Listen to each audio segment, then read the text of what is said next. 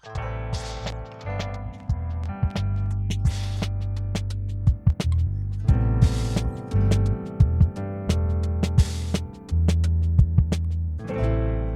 welcome to Vinyl Verdict. I'm Jamie. And I'm Adam.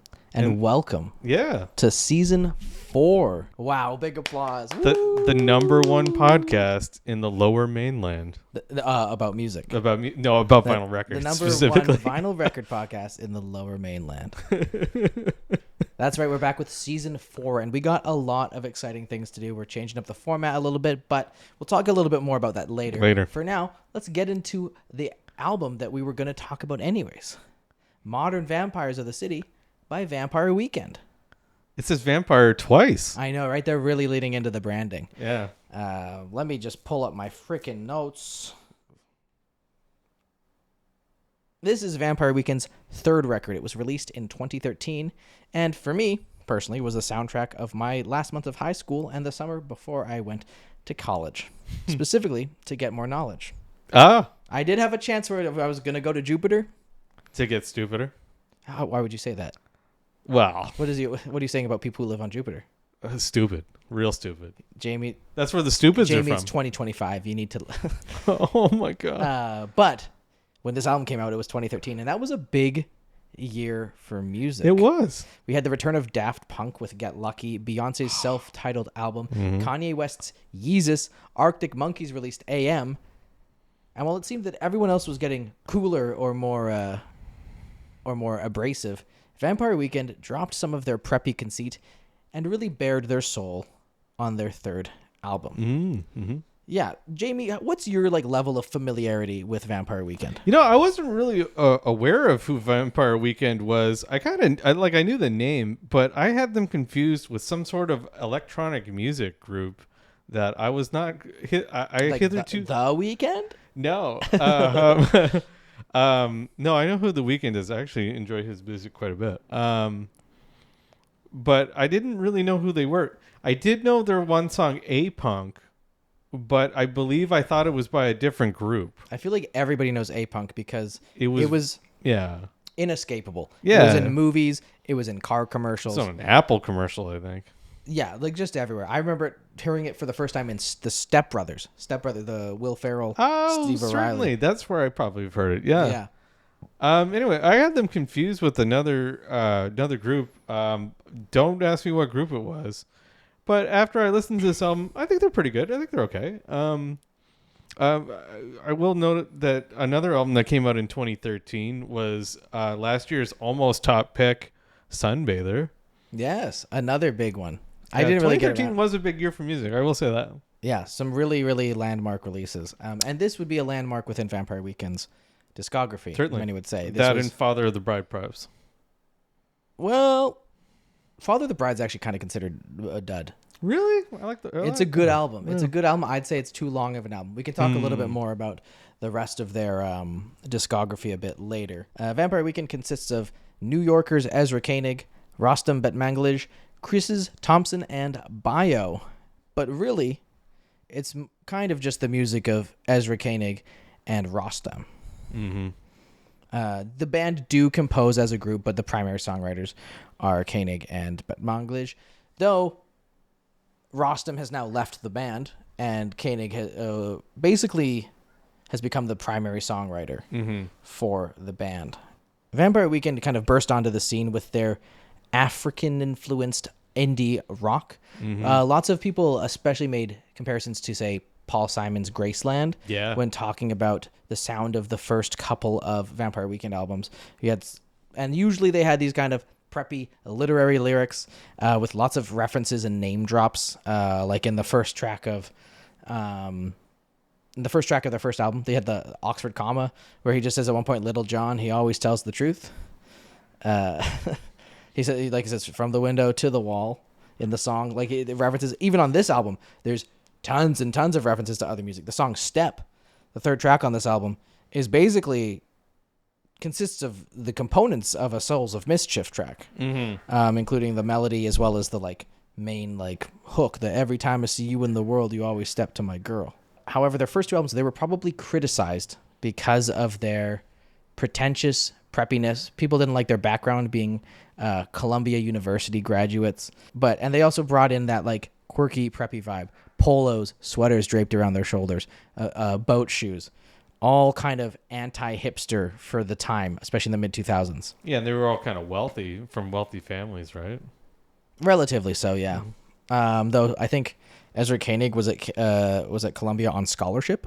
Yeah, but as they burst onto the scene quite young, they've now kind of matured at this point. We're about 7 years into their career, and we see a big shift on their of tone on this album, where it goes from lighthearted, preppy, maybe kitschy love affairs to songs about lost love, mortality, aging, and questions of faith. But that doesn't mean that the album's dark or sad. Just some of it. Just some of it. There is some of the tracks that are pretty dark. So, Jamie, how did you feel listening to this one? I like this album.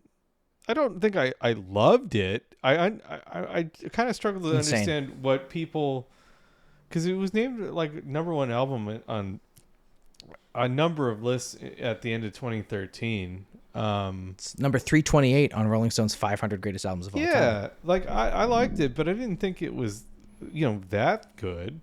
I could think of a couple albums that came out in 2013 that I liked quite a bit more, like Sunbather and perhaps the one with Get Lucky on it. What the hell is that one called? Random Access Memories. Random Access Memories? Random Access Memories? But I understand why people liked it, I think. But I don't understand why they love it. You know what I mean? I love it because of the incredible melodies, harmonies, the kind of wacky production, the insightful and kind of sometimes pretentious lyrics, but I think very beautifully written lyrics, plus the unique blends of like Baroque pop, indie rock, and classic kind of melodies and harmonies. It all blends together to be both nostalgic yet familiar yet also forward-thinking album in terms of the production styles. It's got some really good melodies. There's some good like harmony stuff that they do. There's some good work with strings and not, like, not choir but like background vocaling. Yeah. Yeah.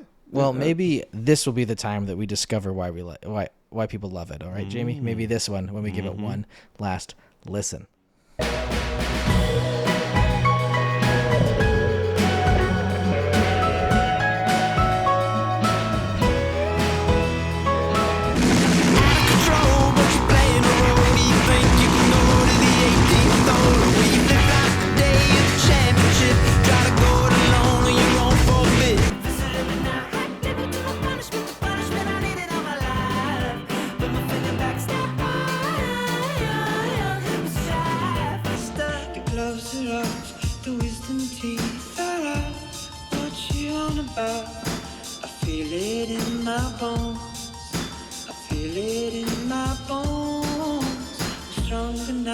We open up to sample drums from a song called Keep Cool Babylon by Ras Michael and the Sons of Negus. There's a reverb piano. The percussion pulses like a broken machinery or maybe a heartbeat. And Ezra sings of a sad man on a sad morning. For some reason, this song's called Obvious Bicycle. I don't really know. I don't get it either. But the main character of the song feels like they're up early. They're maybe misguided, feeling like there's nothing in their life. But then they're told to listen. Listen. To listen. Oh. To listen. I think that this is a great opening track. It's a little melancholy. It is. It's pretty sad. He's like, yeah, you're not worth shit. Like, yeah, it's a little melancholy for the start of an album, but I liked it. I think it matches the vibe of the album cover. The like dense smog cover, cold, wintry New York. So we'll talk about the cover later, but it's the smog outbreak they had in 1966 in New York. Yeah. Basically, the song, it just goes like, you shouldn't even shave. No one's spare. Yeah, no one's gonna look at your face anyway. Who cares? Right? No, you can spare your face the razor because no one's gonna spare their time for you. I love the piano on this. And I love this like kind of that pulsing, that these like almost a glitchy like sounds. Yeah. It's really, really weird production for a very kind of traditional nostalgic melody, which I think is what they do so well here. Is that there's these really, really solidly assembled tracks from a songwriting perspective that they then take some adventurous detours for the production. And I love the like background, the counter melody. The don't wait. Yeah. It's so great and adds so much to those main melodies. They double up the vocals a couple of times where they're both singing, or perhaps it's him singing. Like I think a lot of the time it's double tracked Ezra, but live it would be. I think that's really effective. Mm-hmm. It sounds pretty neat on this song too. But it's like the piano's not doing much. It's just playing a couple of chords here and there, right? But it sounds good. Mm-hmm. Yeah. And we get to end, but at the last kind of the bridge, we get this really, really sweet kind of nostalgic thing. I'll be half asleep on the floor of our high school gym, thinking of you and wondering if anyone else could begin to listen. Very beautiful. Mm-hmm. Twee even. It's cute. Hmm. And we get those kind of distant choir harmonies. Yeah. And then we get this like little piano ditty as an outro. Yeah, it kind of ends the song like a little downward spiral piano thing. Yeah, it's such a great little way to summarize the whole, to kind of like put a bow on the whole track. Yeah. And I think it's great. And then we get into Unbelievers, where I think the album really kicks into gear. Yeah, it's much more upbeat. Yes. We got these fun, like chugging guitars. There's a little organ thing. There's a lot of organ thing in this later, but we get this like really upbeat lyrics with the, but also it's funny because Vampire Weekend does this a lot. They have these upbeat melodies, these relatively dark lyrics, and this is a perfect example of that, where this is all about grappling with like religion and being. I don't think it's literally about being an atheist, because I think that's it's a little pretentious. Yeah. But I think it's more about like finding a purpose or lacking a purpose. Yeah, sure. That's exactly what I wrote down too. It's like someone is trying to find a purpose in, if not in religion, but also in life, I guess. Yeah. Right. So, I love how things expand in the chorus. Yeah. And we get this kind of like almost Irish flute type thing at the very ending. And he gets these great lines of like, I know I love you and you love the sea, but what holy water contains a little drop for me? It's a cool, just a great, very, provides a lot of imagery to this concept of like, do I belong anywhere if I don't believe in anything? What purpose do I have? Who am I? And I love the harmonies in the chorus. All over this album is just great harmonies, even in the verse. Fire away, it's unbelievers, all other sinners and saints. The little instrumental bridge at the end of this song is real good. Yeah. When you get the really big good. horns coming in. And that's when you get the piano with the octaves at the high octaves. And that's where you get that kind of traditional Irish flute almost. It's beautiful. It's massive. It gives me goosebumps. I think this is a top shelf Vampire Weekend track. Yeah. An absolute banger. But you know what else bangs? The next track. Step. Yes. This is probably my favorite song on the album. That's fair. It's a great song. It's also the song with the most listens on the album. Yeah, this was a pretty big hit for them. I think it was one of the singles off of the album. I don't know if it was the first single. I think the first single was Diane Young, but yes, I believe that was the first single. Because I remember, I kind of remember the rollout because I was into Vampire Weekend in high school, and Diane Young was kind of it played at a lot of the parties I was going to. Yeah, this was a double A side, so Diane Young and Step are the same. Oh, okay. Step's great. Step's got this like Beach Boys feeling. Yeah, that's what I wrote down. Yeah. Got a little Beach Boys thing going on. It's got the harpsichord, but it has this kind of big like these boom bap drums almost, but they're produced in a way that does not feel typical hip hop, which is cool because it's a reference in general. This whole song is referencing the song Step to My Girl by Souls of Mischief, to the point where like the chorus is an interpolation of the backing melody of the beat on that song. Yes. The opening vocals are the hook on the song, And the first line of the first verse is that back, way back, I used to front like Angkor Wat. The Angkor Wat part is not part from the original. But the back, way back, I used to front is from the original song. And I feel like it's funny because the song feels transformative to them because lyrically, the first verse feels like it's almost making fun of how they used to write lyrics. Fair. Where he's just like, I'm just going to name drop a lot of places. Hope you know where they're from. Hope you know what I mean. When he goes, back, way back, I used to front like Angkor Wat, Mechanicsburg, Anchorage, and Dar es Salaam, while home in New York was Champagne and Disco, tapes from LA/San Francisco, but actually Oakland and not Alameda. You're like, yeah, these are all places. You just keep naming, you're good at naming things, yeah. And I don't even really know what it's supposed to mean. The remix for this song has Danny Brown on it. I know, right? One of the verses on it. It's cool. I'm glad that you found that. I was going to bring that up. It's also got Despot and Heems, who are also great. Yeah. The song has 116 million plays on 116 million plays on Spotify. On Spotify. Unbelievers has more. It has almost 131 million plays. That's surprising. I wonder if Unbelievers was a TikTok song. It's got to be on a playlist or something too. It is. I would say that this is like a seminal 2010s. Maybe not seminal. I don't know how. This is a iconic 2010s, late 2000s indie track like this, or album, really. Yeah, the songs with the most listens were all the singles. So Diane Young, Step, Yahe, and Unbelievers were all singles from the album, and they respectively have 131, 116, 91 million, and Yahe might as well not exist. It has like 31 million plays. Interesting. That's kind of crazy. Yeah, this is kind of a lyrically fun game. It's a lyrically fun song. This one's a hard one to read. I think the chorus is great, though. The gloves are off. The wisdom teeth are out. What you on about? It's like you're through the pain. You've grown up. You've changed. Yeah. And I think part of that is him, like, at the start, the first verse, he's just reflecting on his journey. He's like, I used to pretend that I'm so well-traveled. I used to front like I was from this place. I'm from this place. I'm from this place.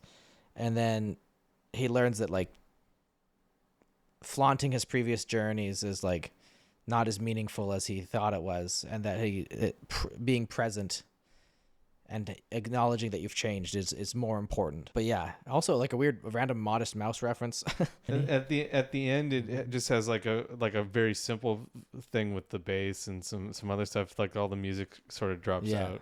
Yeah, it's very cool. It's funny that also we hear like they've had a very slight vocal modulation all over this album, but at the end of this one you hear the "Every time I see you in the world," and that kind of leads into like, I don't know what, maybe they only discovered like vocal manipulation like on this album, because it's all over it, especially on the next track, Diane Young, which is really pronounced Diane Young. Oh, it's about Diane Young? Yeah, I wonder if you got that away from the lyrics. Wow, it didn't beat me over the head with that subtlety. We get this super upbeat, probably the highest energy track on the album. Yeah, but it's about Diane Young. Yeah, it got this banjo kazooie sounding Barry sax synth at the start. Burnt. And we get these super blasted out, like distorted drums, which are cool, as well as a stomp clap kind of boom, boom, boom, boom. Very of a time, yes. It's like very much reminiscent of like 1950s rockabilly type songs. And it has the weird manipulation of the vocals. So there's like a yo. And then I thought the first line, sorry. I thought the first line said, "You tossed a salad." And I was like, you tossed a salad like a pile of leaves. Yeah, I was like, oh, okay. I never really knew what he said there until I looked up for this. And I've listened to this album like dozens. I said, "You tossed the mouse like a dance with me." Oh. And I was like, oh, sure. But great first lyrics. You torched a sab like a pile of leaves. I've gone to find some better wheels. 4 or 5 meters running round the bend when the government agents surround you again. It's just a lot of ways to be in danger. The chorus is super fun and super silly. Like, baby, baby, baby, baby, ride on with it, it's a lot. The way he delivers it is so funny to me. Kind of lyrics that are about luck. Irish and proud, baby, naturally. but you got the luck of a Kennedy. Yeah, Is a great line. that's a good line. Nothing bad ever happens to the Kennedys. And then there's like a guitar solo break thingy. A little bit, yeah. But then it's like just this kind of crazy, like tremolo picked runs up the neck and then runs back down. And then there's like this chip tune thing. Yeah. This distorted chip tune is like doo doo doo doo doo doo doo doo doo. Super fun. It's just noisy, and I love the ending line that nobody knows what the future holds. They said it's bad enough just getting old. Live my life. They say it's too fast because I love the past because I hate suspense. If Diane Young won't change your mind, baby, baby, right on time. Baby. Great lyric. God, I love Ezra Koenig's lyrics. I think that they're so evocative. They have so much imagery, and you can dive into a lot of the literary references that he makes constantly, which is fun if you're a big nerd. After that, we go into Don't Lie. It's got a really catchy chorus. Or like pre-chorus and then a chorus. It's got a really good one of those. It's got a good part, yeah. We get this pulsing organ with big boomy drums. Just that are kind strings. of like sampled almost. Like the drums sound like they're triggered until the chorus kind of. It's possible. Also, like I'm pretty sure there's no actual strings on this album. I'm pretty sure it's all. Is there no actual strings? I mean, there's nobody credited playing strings, as far as I know. There are people playing the trombone. Yeah, I believe that. I think they end up being quite fun. It's also very sophisticated without sounding pretentious because they do these kind of cheesier synths. But it allows them to get these beautiful, beautiful harmonies. Also a cool bass line on the verses. Yes. Yeah, this one I'd say it's like not a super highlight, but it's got a beautiful chorus. I think the verses are kind of eh. I enjoyed it. The pre-chorus and the chorus are great. It's kind of the song that I'm waiting for the chorus, song though. is like, yeah. Though, we get to go into Hannah Hunt. Yeah. Which is like an all-timer for me. So Hannah Hunt was a girl that he went to school with. Really? Yeah, and she sat next to him in a class. Hold on, I wrote this down somewhere. I think so he didn't to be clear, this isn't specifically about the person. No, he just liked the name. That's right. And I agree, it's a good name. This is not like an autobiographical song. At least not specifically about Hannah Hunt. This is the most pretentious way to know someone. It's a girl he knew from college. She sat next to him in Indo-Tibetan Buddhism class. I mean, listen, Jamie, you studied archaeology, so that's the kind of class you could have taken. Sure. Right? Yeah, it's all the pretentious stuff. That does sound funny. I was an Indo-Tibetan. Yeah, I studied that. I took basket weaving at Columbia University. And then I was hanging out with my band. I think that's like, it's funny because I think that's where a lot of like people didn't like the principle of Vampire Weekend because it was like this preppy bullshit, preppy pretentious stuff, but they kind of owned it. I think people are way less annoyed by it now. Yes, because they don't seem like douchebags. Yeah. Yeah. Hannah Hunt in real life now sings for the indie pop group Dominant Legs. Oh, that's cool. Huh. There you go. They're both musically famous. Absolutely love this track. It is a beautiful ballad. I think the lyrics are amazing. I love that even the opening track, a gardener told me some plants move, but I could not believe it. Till me and Hannah Hunt saw crawling vines and weeping willows as we made our way from Providence to Phoenix. Just incredible lyrics. The lyrics are, it's a coming-of-age love, realizing that your understanding of the world is woefully incomplete. And as you've grown, your love has changed. In your quest to see the world, you've discovered that love, it just isn't compatible. The narrator is now in Phoenix, but Hannah's heart is yearning for home back in the Northeast. The song doesn't really get going until about 2 minutes and 40 seconds in. It doesn't like pick up any speed. I mean, it's just kind of this pensive, beautiful. It's a pensive ballad. Yeah, sure. And then it gets motoring after about 2 minutes and 40 seconds. Yeah. When you come in after the third verse, you get this really beautiful build with these like wailing bowed guitars and these pianos, these reverby drums, and then Ezra just kind of like yelping at the top of his lungs. If I can't trust you, damn it, Hannah. There's no future. There's no answer. Damn it, Hannah. Damn it, Hannah. Janet. And it's cool because it's like, it's just great. The twist of the chorus, because the previous chorus was, our nights were long, our days no longer count the seconds watching hours. To see the like journey of him like to love, then to that kind of level of like, like the two ways he frames that, if I can't trust you, then damn it, Hannah. Mm-hmm. There's no future, there's no answer. The first time it's said in this kind of almost loving way of like, if I can't trust you, then there's nothing. But it's like, I know I can trust you. It's you're affirming by using the negative, like in terms of being like, if I can't trust you, I can't trust anybody, right? So it's like a positive thing about you. But then at the end, it's like, if I can't trust you, and it's like this breakup, this almost like rage, this sad kind of breakdown. And I love the whole like, the layers, the ideas of Providence to Phoenix. Like, think about that. They could just be cities. Maybe we're reading into it too much. But you could also think of like what does a phoenix represent? It represents rebirth. Providence is meaning wealth or privilege, right?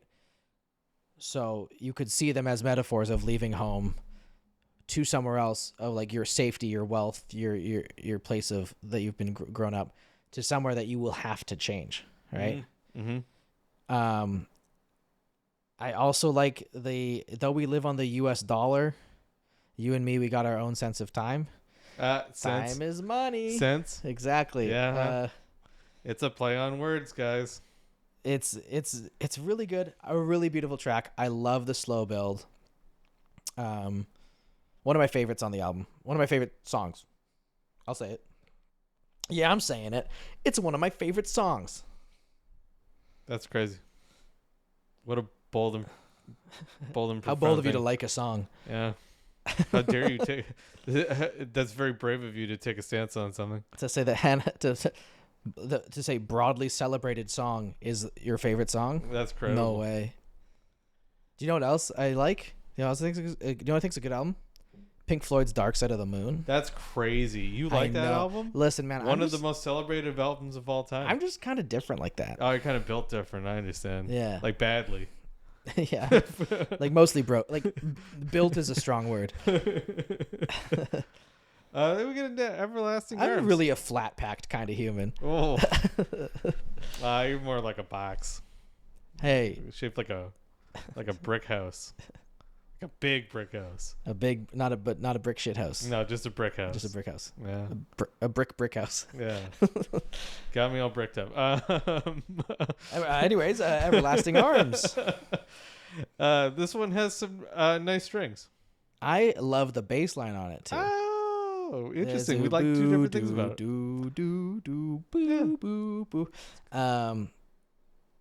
This is a very Paul Simon-y track. Yes. To me. I will agree with you. The bouncy percussion, the simple bass line. I think vocal harmonies on this track are standout. There's a lot of kick drums on this. Yes. There's a poof, poof.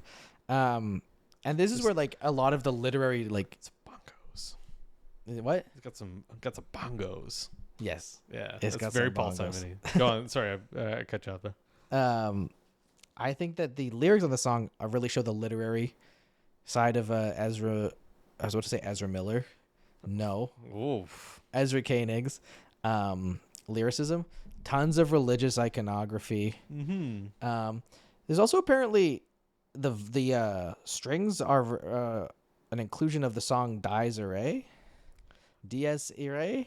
Yeah, sure. Which I'm familiar with the song, but I don't really hear the connection, but maybe that's just because I am dumb. I don't get it either, but I didn't pick up on it. But I like I took your counsel and came to ruin. Lead me to myself. Lead me to myself. The idea. Took your advice. Damn it. Oh, I shouldn't have done that. Yeah. I was made to live without you, but I'm never going to understand. Never understand. Hold me in your everlasting arms. Looked up full of fear, trapped beneath the chandelier that's going down. It's like kind of in your last coping with the existence of a god in your last minutes. I was like, if you'd been made to serve a master, you'd be frightened by the open hand. Could I be made to serve a master? The idea that if you were made to live for somebody else's sake, you'd be afraid of what they could their control over you.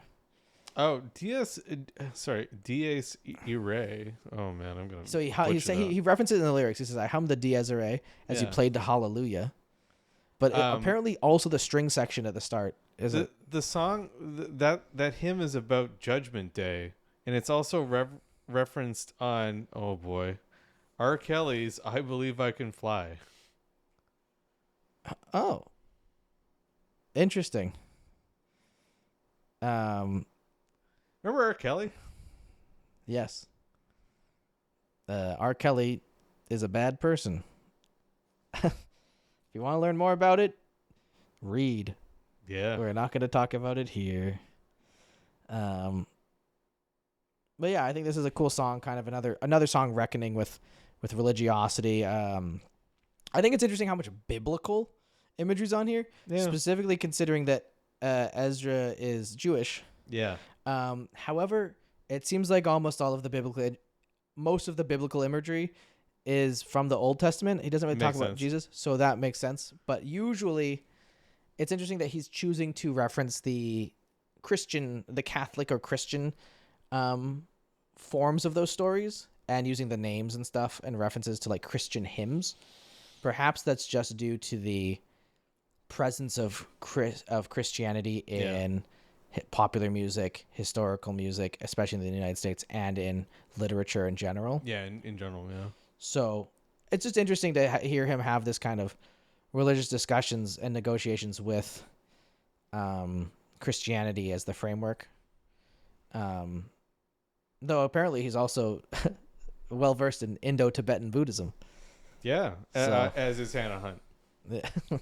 as we all know, Hannah Hunt is also very well. Everlasting Arms, beautiful track. And then we go into Finger Back, which is Yeah, it's kind of it got some weird discordant instrumentation to it. That's kind of neat. Yeah. I don't know if I kind of like the piano step or like the stair step to the vocals. It's fun. It's fun the way the parts rhythmically fit together because it's unconventional. Yeah. With the way that like the drum beat is very weird. Yeah. And It's all kind of discordant. And I think it's really cool how they could have just done a boom clap, boom snap, boom snap, boom snap, but they make it a lot more interesting on the drums. I don't love the verse on this. It's kooky and has a lot of energy, but I don't feel like the music I find really propels it that well. And he talks really fast. It's a song about an Orthodox Jewish girl falling in love with an Arab falafel shop. And why not? Yeah. That like little spoken part is funny. It feels so this is like the kind of pretentiousness that I think that like people hate about Vampire Weekend is him being like the girl, or is it sing next year in Jerusalem, and you know the one at 103rd and Broadway? Of course I don't know the one on 103rd and Broadway, because this Orthodox girl fell in love with the guy at the falafel shop, and why not? it's so knowing. I hope knowingly pretentiously literary. It's presumptuous that you would know anything about New York. The like assumption of your understanding. I think it is like tongue in cheek in this case. I think at this point in their career, they've realized they're very aware of what they were and what they are. Yeah. And they can lean into it and use it as they want. But it's just such a funny little spoken section. And why not? And why not? It's just dumb. And then the bridge is weird. Hit me with the wood bat. Hit me like a Yankee. Yeah, sure. Yeah, that's a New York reference, sir. I love the O's in the second batch of verses. They're like, it's almost got like a punk rock chorus, but they nerf the grit of the guitar chords and place them further back in the mix. Mm-hmm. But the bass line pops off on the third chorus. It's like doing these like crazy runs. The Fingerback has the second fewest listens on the entire album. That's fair. I think it might be the second weakest song. Yeah. I will say there is a song coming up that is the most weakest song on the album. Is it the next one? No. Is it Hudson? It's Hudson. I have thoughts about that. We'll get to that when we get to that. And then they say there's a really section where he says blood in a weird way. Blood. Blood, blood, blood, blood, blood, blood, blood, blood. It's fun. It's corny. It's silly. It's noisy, and I think that this is, to me, this is kind of a skip for me.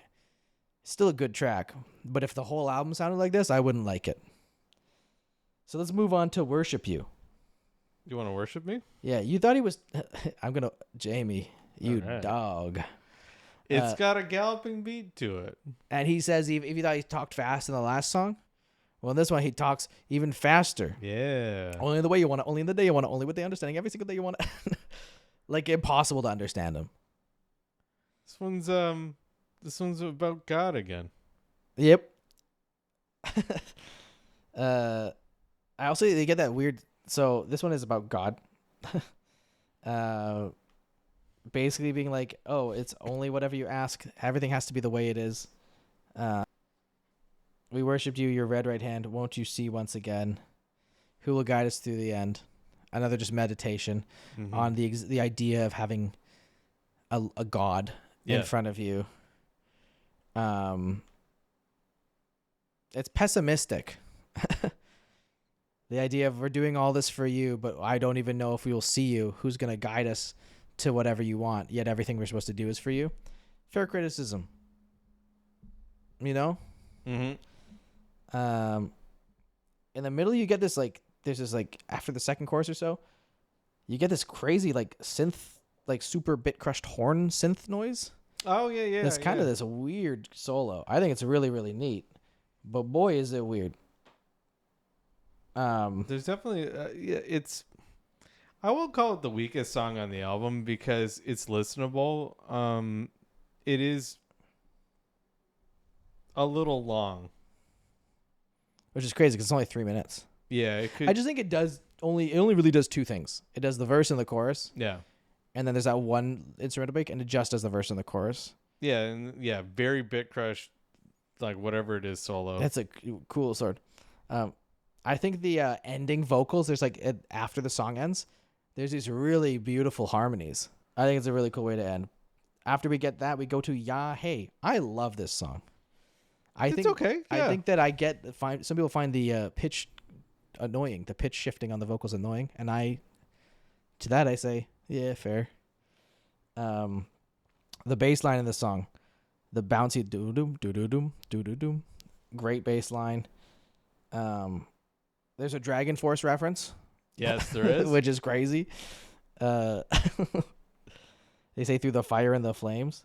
Obviously, that's more referencing the biblical story of, well, I think it's both. It's referencing Dragon Force, but also the story of Moses at the top of Mount Sinai talking to the burning bush, specifically when he asks God what he is, and God says, I am that I am, which is like, what a complete non-answer from God there. He really dodges the questions. There's a lot of different like interpretations, scholarly interpretations of what God meant from that. Some people interpret it as he means like I am. He's like you can't describe God. He is because he is everything. Because he is God. God is God, and like that meaning is beyond understanding. Of course. Some people perceive it as like him, like a not now Moses. Moses, not now. Get out of here. You already screwed up once by smashing the tablets. I'm pretty upset at you. The song is good. I'm not a huge fan of, like you said, the I almost said tilt shifting, but I mean the pitch shifting. I think that I love the track. I love the verses. I think the chorus is hilarious because they say through the fire and the flames. They say Ut Deo, which is the Latin version of Yahweh. Ut Deo, Yahweh. It's like, I get why people think it's pretentious, but I love that he is not afraid to be both kind of random, like with his references. Like, this is obviously an inverse of Hey Ya by Outkast. It's also a reference to Dragon Force. But then he's like, Latin, because the song is about religious experience and faith. The motherland don't love you, the fatherland don't love you. This kind of like, this is more, I think, a reference of the Jewish experience. Yeah. Of why love anything if I have no land that loves me. the faithless, they don't love you. The zealot hearts don't love you, and that's not going to change. It's very much a reflection on, I'd say, the existence of the Jewish people. Very long history of persecution. Yeah. One of the things I wrote down is that it has a reference to the Rolling Stones song 19th Nervous Breakdown in it, which I think is an interesting inclusion in this song. He makes, as I say, he loves referencing stuff. He also, you're spinning the song Israelites into 19 Nervous Breakdowns. Yeah, 19th Nervous Breakdown is a good song. That's one of the like the I old my ones. 19th Nervous Breakdown. Yeah. Yeah, I think it's cool. I think part of the fun of it, and part of maybe why I like a lot of Vampire Weekend, is that it feels like there's a lot of cultural touchstones that Ezra Koenig shares with me. Sure. Because he makes these references and they go, I like that. I too know about that. Oh, that is the thing I am aware of Yeah. as a fellow I pretentious. was raised religious. I get that. I'm also very pretentious. No. Yes. Yes. I also went to Columbia. When he talks about going to college, I'm like, I did that. Aha. Probably for much cheaper. And speaking of literary references that is fun, the next track, Hudson. Yeah. About Henry the Hudson. one, the only Henry Hudson. Who was a guy who was named the Hudson Bay was named after. And the Hudson River. And the Hudson Bay Company. Yeah. This is like Henry Hudson, famous explorer. probably the biggest outlier sonically of this album. It's based on a poem. Okay, here's where it breaks down for me. It's based on a poem that he wrote about Henry Hudson. Why? Why not? All right, fair enough. What else do you write a poem about? You gonna write another poem about love? Ugh. Another one about love? Jamie, does the world need another poem about love? Shakespeare kind of nailed it with his sonnets. No one needs to talk about love post Yeah, Shakespeare. you're right. Shakespeare did it all. Why do I have to do any more? Yeah, that's why I haven't written anything. Perfect. Except for Shakespeare hasn't written about computers, so that's where I'm making my mark. Yeah. I like to think of the Shakespeare of computer hardware. It's a really weird track. Why is there a song about Henry Hudson on the tail end of an album that is ostensibly not about anything in particular? This is kind of also like an outlier in their entire discography. Sure. It's very dark. It's very jittery. It's discordant. You got these jittered, fractured drums. And it's like discordant kind of bass line. I think it's a really cool track. And it's a really cool change of pace from the entire album. I could see if you were listening to this album why you'd skip it though, because you'd be like, The drums are kind of weird on it. They're very weird. Yeah.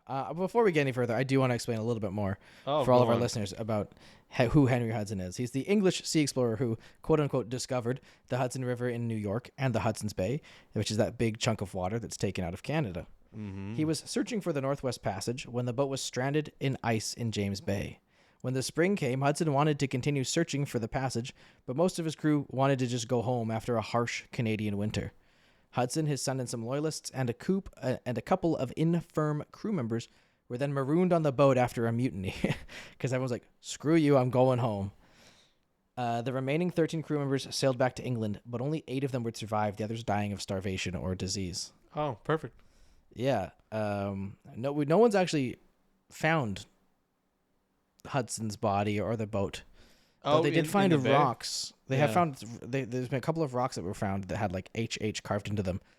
Who really knows? They can't really the dating doesn't seem to line up. But we know that this story happened. But the dude was like, "No, let's keep going." We got frozen. Let's stay the whole winter. Let's keep going. Like, of course he got freaking booted. But a fun like that, like it's kind of a story that like every Canadian was told at some point. And I think the darkness of this track is really cool because it is a very dark story of the cold and unfair conditions that people are under. Also, the water taking its victim's name is kind of a cool line. My record, though, has a really gnarly pop during this track. Oh, which is a real bummer. Yeah. That's awful. It's too bad. I think it's a really cool song. It's very atmospheric. I wouldn't call it a pleasurable listen. It is not a pleasurable listen, and it is long. We still get these cool harmonies like in the chorus. We get the cool choral vocals. I think it's a cool track, even though it's a bit of a detour. It is the second longest song on the album after the first longest song, which is Yahé. Yahoo does not feel that long, though. No, it's only really 3 seconds longer than Obvious Bicycle. It just feels longer. Yeah. I like the line, some men tend to linger on, and some men make haste from Babylon. Some will roam their ruined home, rejoicing to the end. I just got to that line in the song. It's cute. The song has the least amount of listens on the album. I'm not surprised. It's under... I don't go like, no one's like, put on Vampire Weekend and put on Hudson. Yeah. Because you don't reach to Vampire Weekend for this vibe. No. But that's why I think it's an interesting enough track to keep on the album. And it's not a super long album. No, it's 42 minutes long. And then we get the final track. Young Lion. It has one line repeated. Yeah, but it's really pretty. It's good, yeah. The song is pretty good. Only track on the album with lead vocals by the other primary songwriter, Rostam. And I think it's a quaint end after the dark Hudson song. It's a nice change. The piano part is pretty cool too. Yeah. Beautiful harmonies. You take your time, Young Lion. I think it's a kind of a beautiful way to just end an album. Yeah. That's a nice thing to be told. You take your time, Young Lion. Thanks. Thank you, old Rasta. Old Rostam.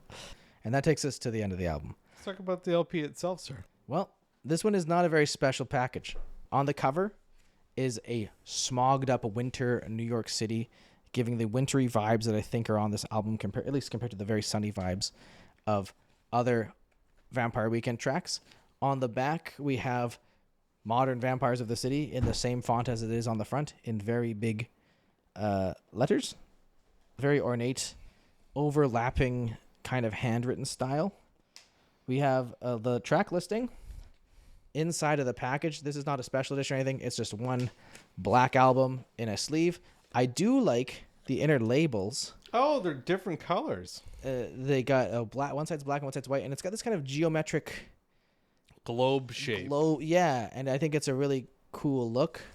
Yeah, it's kind of like what do they call those lines on a globe? Ley lines or whatever. Yeah, got like those. And then inside of the package is a poster. Oh, wow. And the poster is of the album cover again. Sure. I wouldn't call it a... Well, I guess it's an okay print. Sure. I think it's like the resolution and texture of the poster is on the album cover as well. Oh, okay. But on the back, you have... And lyric sheet. Lyrics that are typed in the typewriter font. But they also got some markups as well as song stuff. Oh, do we think Vampire Weekend is pretentious enough to write their lyrics on a typewriter?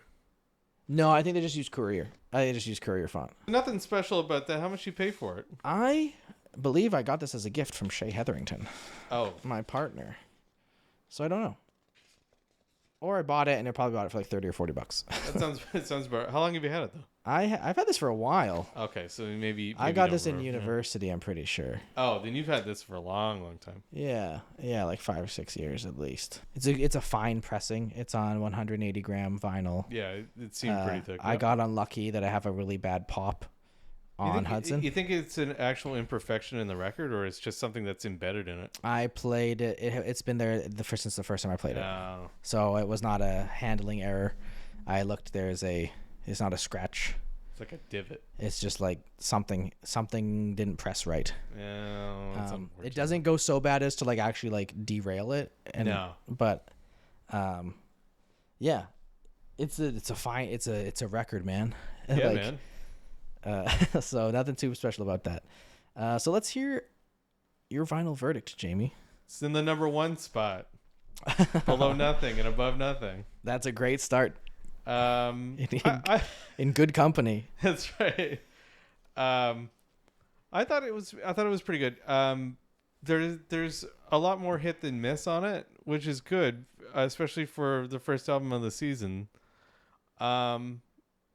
It got me to listen to a couple other Vampire Weekend songs or albums just to see if I enjoyed more of their work. One of their albums, and I can't remember what the song is on it, but they do a thing that is very reminiscent to the Grateful Dead song "Touch of Grey" on it. Oh, they're talking about Harmony Hall? Harmony Hall. That song sounds like the Grateful Dead mixed with Rolling Stones. Yeah. It is very similar to their the Grateful Dead song "Touch of Grey," which was the Grateful Dead's only #1 hit. And anything that references the Grateful Dead is okay by me. Yeah. But anyway, specifically this album, I thought it was pretty good. Anyway, what did you think? I love this album. I brought it on because it's kind of an important album in my musical chronology, I'd say. And I think it's a super fun album that has cool dark themes, great lyricism, really cool production, and I'd say it's a great starting point to get into Vampire Weekend. If you like this, if you like the sunnier vibes, you can go back a little bit further to see their to their first albums. If you like the more orchestral stuff, I'd say leap ahead to their most recent album, Only God is Above Us. Right. More religious. Super, super good. Only God Was Above Us is a freaking awesome album. But I think that Vampire Weekend is kind of like there was a Middle 8 video about them that was referred to them as the biggest band that without a hit. Because A-Punk did not, I think A-Punk never really charted. Oh, interesting. It's just was licensed a lot. And Vampire Weekend have had like such a consistent career. Every single album I think is great. Some people refer to Father of the Bride as a bit of a dud. I think Father of the Bride's only crime is that it's too long. It's like 18 tracks and it should be like 12. I really like Vampire Weekend. I'm glad that they're no longer considered like a preppy, annoying indie band, and people have come around to realizing their overall, their skill, their compositions, their vibes are actually quite fun. And quite great. And so this album is a good one, and obviously it's going to go in the only spot on the list so far. #1. That takes us to our aftercare question. Yeah. Vampire Weekend. They're a kind of group that I think got a lot of hate. I didn't like them because I heard most of the hate at the start. Before I had listened to them, I thought I had heard that they're like, oh, they're kind of preppy, gross, whatever. We hate them. They're all rich, privileged people. But I only knew about the negative sentiment surrounding them. And then somebody showed them to me in high school. And I was like, oh, the band's actually pretty good. And then I kind of fell in love with them. And I still love them to this day. And I think, so what is a group that you think has an unfair perception? Well, when I was growing up, Slipknot had a huge perception problem that they were violent because of the masks and stuff like that. Oh yeah, like the music is whatever. But there was an assertion that they were a violent group, sort of like how people were against the Insane Clown Posse. I was gonna say, I think that's another good example of people being like, oh, like Juggalos and Insane Clown Posses are having said that, all violent goons. Though I'd say that there's a lot of goons at a lot of Insane Clown Posse's music is very, very dark. Yes. Like they are leaning into the horror rap genre, real good. Yeah. But it turns out that Violent J and Shaggy 2 Dope are very nice people, and so their perception, with both Slipknot and ICP, is that their music is violent, and they are also violent, terrible people. And meanwhile, Corey Taylor from Slipknot is out there performing the SpongeBob theme song most nights at his solo shows because people yell it out, and he will play it, which I think is hilarious, and he loves it. Well, what would you think? When I thought about it, I thought about Insane Clown Posse came to mind. I think that like the face paint plus the Juggalos get a lot of It's the Fago and the yeah, like they are weird.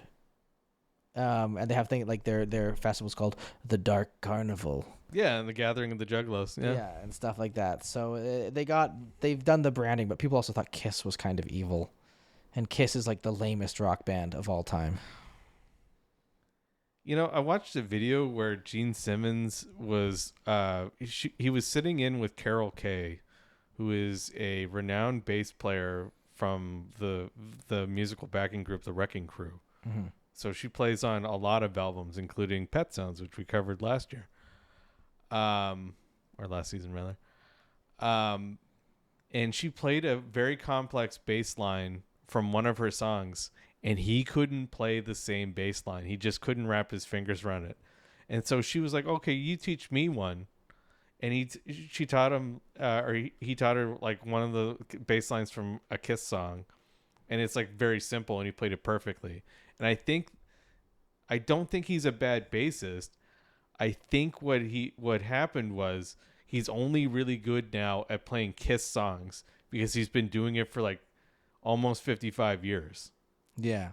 And like he hasn't tried to venture out of playing anything but Kiss songs in at least 40 of those years because there's no profit in playing someone else's music. Yeah. Well, I mean, also, like,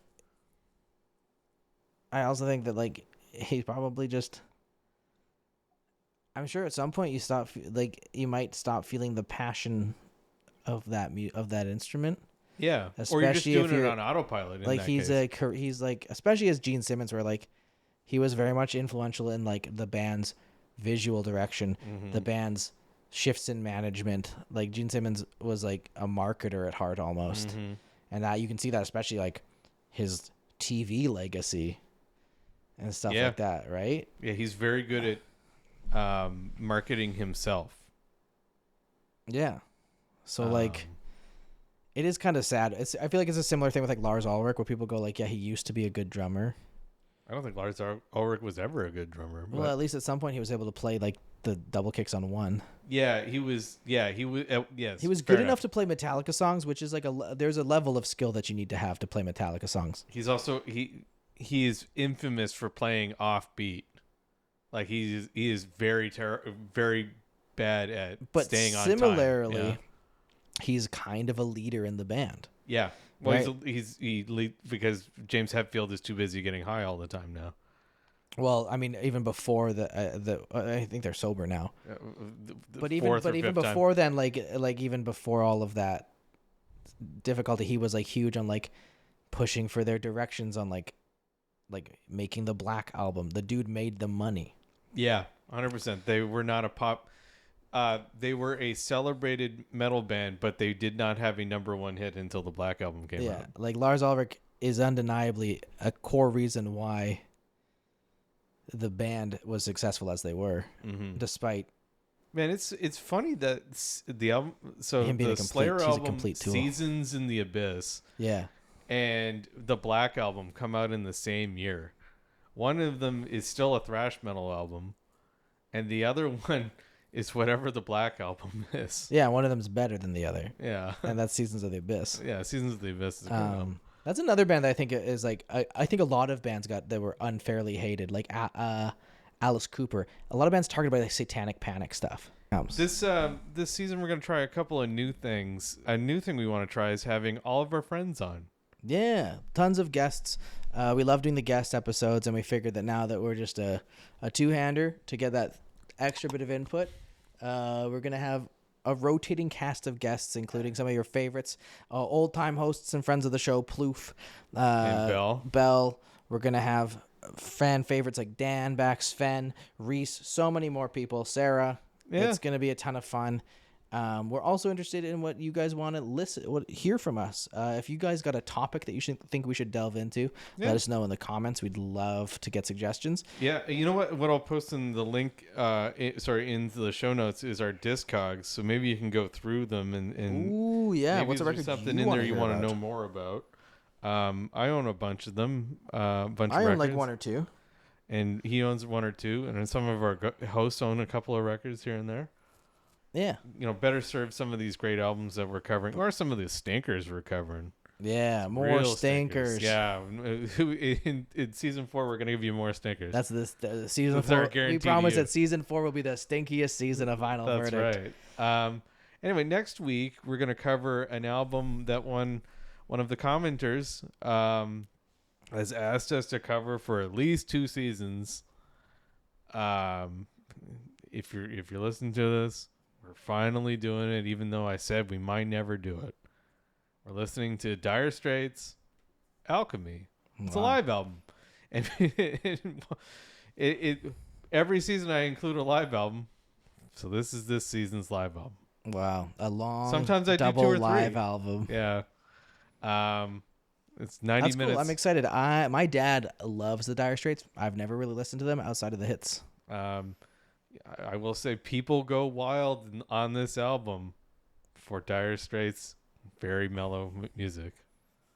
Yeah, but also very incredible guitar playing from Mark Knopfler. For sure. Yeah, Never, Mark Knopfler. not as a frontman, but an incredible guitarist. Well, only one way to find out our true thoughts on that, and that's by tuning in next time. Next time. All right. We love you so much, listener. I love you. Bye now. Bye.